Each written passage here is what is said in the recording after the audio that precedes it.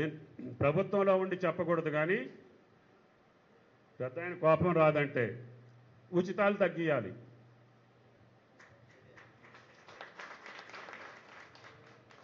ఆ ఉచితం ఎవరికి ఉండాలంటే అర్హుడికి ఉండాలి, అర్హుడికి ఉండాలి, నిరుపేదకు ఉండాలి.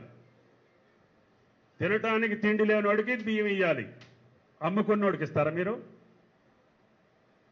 ఎన్టీ రామారావు 3 రూపాయలు ఉన్నప్పుడు 2 రూపాయలకి ఇస్తే దేవుడు అన్నారు. ఇప్పుడు 60 రూపాయలు ఇస్తే కూడా ఉచితంగా ఇస్తారా మీరు? అప్పుడు మిమ్మల్ని ఏమంటారు? పద్ధతి కాదు కదా. మీ ఊళ్ళో కార్డు లేనోళ్ళు ఒక 10-20 మందిని తీసుకురండి, రేషన్ కార్డు లేని వాళ్ళని. అంటే అందరూ పేదవాళ్ళేనా? ఈ తెలంగాణ కుటుంబాలే 1,10,00,000 కుటుంబాలు. మీ కార్డులు వచ్చి 1,25,00,000.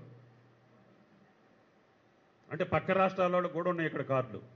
ప్రపంచంలో ఏ మూల ఏ క్షణం ఏం జరుగుతుందో వేగంగా తెలుసుకోవడానికి తొలి వెలుగు వాట్సాప్ ఛానల్ని ఫాలో చేయండి.